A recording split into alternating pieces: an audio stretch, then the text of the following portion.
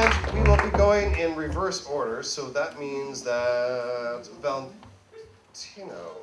Mike. Oh, we'll be out first. Mike Smith, everybody.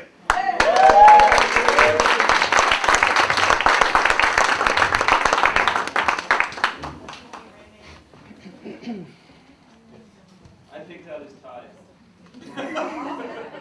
It's from wiping his nose.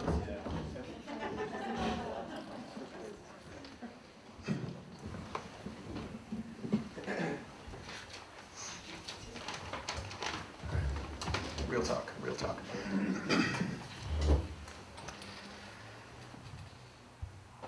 We were not wrong. Should you look into what we did, and should you find anything which made sense, you'll find much you'll forget, so remember this, we were not wrong. We were honest. Ahead of our time. Savants of ballast spouting beautiful arguments with gravity and reason as we fell. They may say we were heathens, but even a tear cloud looks like heaven when you've been through hell. There was the matter of that blood on the sheets, or staining our teeth, but to the dead you will see me most savage when the truest faith you try to keep. When officers rolled down the street like sharpened teeth in a box of Muzak, and I linked arms with strangers to push back and refuse that, I was foolish. When I lifted the ripe fruit of your breast and offering the gods of your eyes, I was prideful. And when we said they had no right, they didn't. When I didn't let go of you, I couldn't. And when we clawed and scratched at what was left, we were convinced there was something covered by the pain. And yes, we tore down your fence. But in our defense, you had put it in the way. We clashed because we were bodies, nearsighted and afraid. There were no directions, only wreckage, and so much still left unmade. It's true what they say, we were young and naive. We were angry or in love, it's true, maybe both. Impractical and panicked, we kept the neighbors up with all the yelling. We made many errors, both of penmanship and spelling. But like any unfolding of a parchment heart, of the poignancy of uprising as a partial art, it's a tale lost in the telling. And now in disjointed memories, like murals on the tumblers of a broken lock, I'm digging up the tenderest rocks from your chest to throw at advancing lines of words left unsaid. How long did we tell stories that made no sense? How long did love, or was it justice, hang forgotten from a chain of days like a lock left clipped to a chain-link fence? When even our bodies refused to provide a clue, is it any wonder when we collapse into each other like house fires? When time by which we learn to love and listen has a price on its head, is it so strange that our romance is a riot?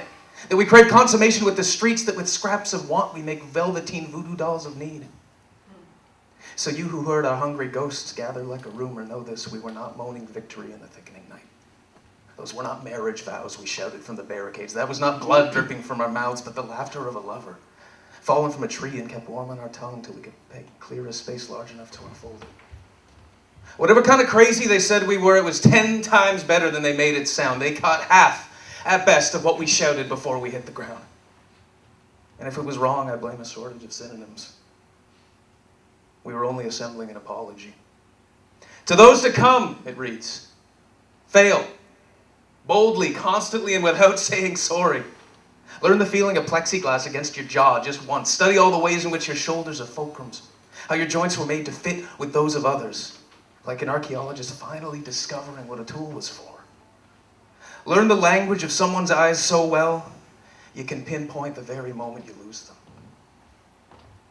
And to you who I love so poorly, I am sorry. Those nights I wake with body more blank than a page, and I can still feel the single word you traced and retraced upon me. The word that must be buried before it can be pulled from the rubble and translation begin. You're writing it still, and I still wait to collapse into you again.